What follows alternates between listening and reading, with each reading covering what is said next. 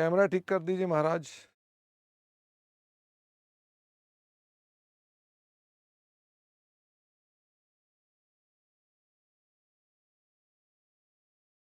Accounting standard 16 में exchange difference को भी हम पार्ट मानते हैं, पार्ट ऑफ बोरिंग कॉस्ट। ये एक्सचेंज डिफरेंस किस नेचर का होना चाहिए? In the nature of gain या in the nature of loss? In the nature of loss होना चाहिए, तो ये उसका पार्ट माना जाता है। कितना पार्ट माना जाता है? तो ये हमने कॉन्सेप्टली भी पढ़ा कि हम अपने पास जो कॉस्ट ऑफ लोकल बोरिंग है, जो कॉस्ट ऑफ लोकल बोरिंग है उससे ज्यादा ना हो, तो जो आपकी एक्चुअल में फॉरेन की बोरिंग कॉस्ट थी, हम उसमें एक्सचेंज डिफरेंस को ऐड कर देते हैं। ये एक्सचेंज डिफरेंस को हम ऐड कर देते हैं जिससे कि cost of local boring exceed ना कर जाए। अगर उससे ज्यादा की कोई कॉस्ट होगी एक्सचेंज डिफरेंस की, तो हम उसे क्या ट्रीट करते हैं? हम उसे एएस 11 में ट्रीट करते हैं, यानी उसका अकाउंटिंग एएस 11 डील करता है। Up to cost of local borrowing हमारे पास कहां जाती है? ये हमारे पास यहां आती है। इसको कैलकुलेट करने का एक फॉर्मूला बना दिया था हमने। वो फॉर्मूला क्या था? हमने कहा हम कैलकुलेट कर देंगे लोअर्स। किसका लोअर ले लेंगे? एक्सचेंज डिफरेंस जो आपका एक्चुअल में आ रहा है, या जो आपकी कॉस्ट ऑफ लोकल बोरिंग है, जो आपने अनुमान लगाई होगी। जो कैसे लगाई होगी? भाई आपने इतने डॉलर का लोन लिया, जिस दिन लोन लिया उस दिन रेट कितने का था बिगिनिंग में, इनटू रेट इंडिया में क्या पड़ता है। ध्यान देना, कौन से रेट से आप कन्वर्ट करते हो लोन का अमाउंट? बिगिनिंग के अमाउंट से कन्वर्ट करते हो। इसके अंदर आप माइनस कर देते हो कॉस्ट ऑफ फॉरेन बोरोइंग। तो ये कैसे निकालोगे? जो भी आपका लोन था मल्टीप्लाई कर दोगे, जो रेट ऑफ इंटरेस्ट था कौन सा, फॉरेन का, मल्टीप्लाइड बाय इंटरेस्ट कब लग रहा है, इंटरेस्ट लास्ट डेट लग रहा है, तो आप लास्ट डेट का रेट ले लेते हो।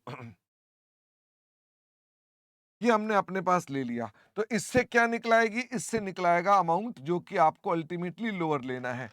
यहां लास्ट डेट की जगह क्या एवरेज रेट भी लिया जा सकता है? तो आपके पास एवरेज रेट भी ऑल्टरनेटिव है, यानी उसे भी लिया जा सकता है। बट हम लोग अपने पास लास्ट डेट लगाएंगे, क्योंकि हमारे को जानकारी नहीं है कि किस डेट को इंटरेस्ट लग रहा है, तो हम मानते हैं लास्ट डेट को इंटरेस्ट लग रहा है। ईडी कैसे निकालेंगे?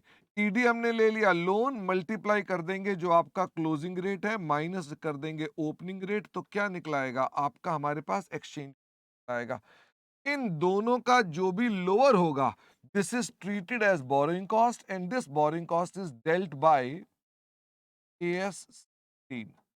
और जो एक्सेस बोरिंग कॉस्ट है, जो बाकी की एक्सेस अमाउंट है, एक्सेस ईडी है, इज डेल्ट बाय एएस 11। वो एएस 11 डील करेगा अपने पास। तो ये मेरा एक बचा हुआ एक वीडियो था जो मुझे आपके साथ तैयार करना था, ये मैंने तैयार कर दिया। इस पर दो क्वेश्चन मैं आपके साथ कराना चाहता हूं, जो कि आप मुझसे कह रहे हैं करवाने के लिए।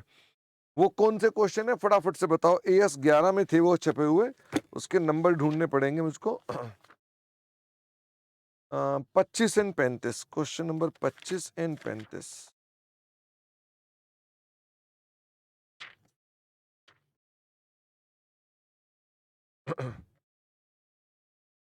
आइए जी मेरे साथ साथ। क्वेश्चन नंबर 25 पर, शान builders.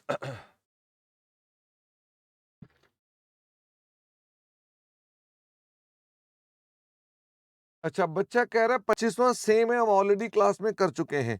Okay, this is same as done in class. फिर दूसरा क्वेश्चन है वो कराना। अच्छा, ये लाइबॉर वाला क्वेश्चन था, वही वाला। एबीसी बिल्डर है borrowed a sum of 15 lakh at the beginning of the year for its residential project at LIBOR plus 4%. The interest is payable at the end of the financial year. At the time of availing loan, the exchange rate was 72 per dollar and rate at the end is 76. If ABC has borrowed the loan in Indian rupees, the pricing would have been 9.5%. Compute the borrowing cost and the exchange difference as per applicable standard. LIBOR is 1%. विवेक कह रहा है ये भी बता दिया था। तो फिर एक बात बताओ, जब सारे बता ही रखे थे तो फिर ये क्यों कहा कि क्वेरी है, क्वेरी है, क्वेरी है? क्वेश्चन कराओ तो तुम्हारे को लग रहा है क्यों करा रहे हैं। ये प्रिंट ले लिया? का प्रिंट नहीं लिया होगा। हेमंत कह रहा है जी कि क्वालिटी में प्रॉब्लम आ रही है। बेटा वो इंटरनेट का आपके यहाँ लोकल होगा, मेरे एंड से ठीक चल रहा है। अगर होता ना तो सारे बच्चे बोलते। ओके,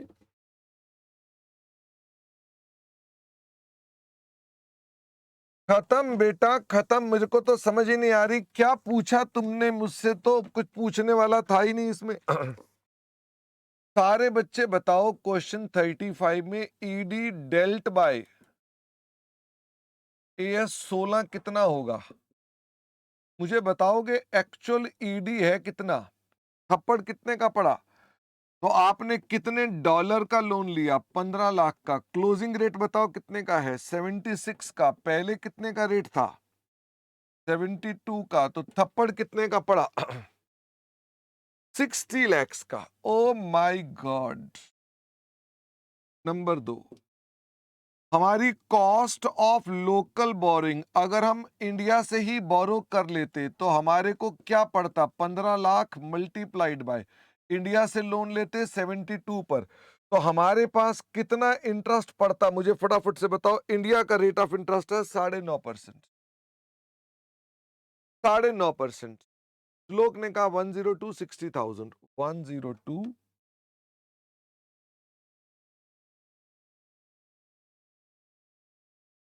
ठीक है। ये कॉस्ट आती माइनस हमारी एक्चुअल बोरिंग कॉस्ट क्या आई है? फॉरेन की बोरिंग कॉस्ट। आपने जो फॉरेन से बोरो किया है 15 लाख डॉलर, तो फॉरेन से बोरो किया तो आपको क्या रेट पड़ा? मुझे फटाफट से बताओ। फॉरेन के अंदर रेट कितना पड़ता है? 1% प्लस 4%। तो उसने लिखा था लाइबॉर प्लस 4%। तो लाइबॉर अगर 1% है तो प्लस 4% कर दो, तो क्या कॉस्ट पड़ी आपको? 5%। मल्टीप्लाइड बाय ये ब्याज पड़ेगा last day. Last day rate क्या चल रहा है? 76 minus 57 lakhs is equal to this minus this करके बताओ 4560। Therefore ED dealt by AS 11 is 4560। तो ED not dealt by AS 11, आपका 60 लाख का ईडी था ना, 4560 आपका एएस 11 डेल्ट बाय एएस 16 ये है। तो नॉट डेल्ट बाय एएस 16 कितना हो गया? बैलेंस बताओ कितना है? 14,40,000। It will be dealt by, बताओ जी ये कौन करेगा? Dealt by AS 11। बस इतना ही सवाल है। अच्छा, टोटल बोरिंग कॉस्ट मुझे बताओ। टोटल बोरिंग कॉस्ट, तो फॉरेन की बोरिंग कॉस्ट कितनी है? 57 लाख। और जो एएस 16 ने डील कर ली, ईडी एस पर एएस 16 इज इक्वल टू 4560। तो आपकी बोरिंग कॉस्ट कितनी हो गई? 102 60,000। ये उसने मांगा हुआ है आपसे, कहता जी बताइए कितनी आ गई कॉस्ट। बस, बाकी तो आपने ज्ञान देना है क्योंकि उसने आपसे मांगा हुआ है, तो ज्ञान भी दे देना। चलिए, थैंक यू वेरी मच।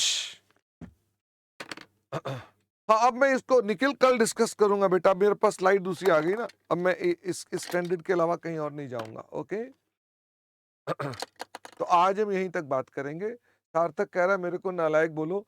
कल होमवर्क ना करके आना तो नालायक भी बोलूंगा और गालियां भी दूंगा, ठीक है?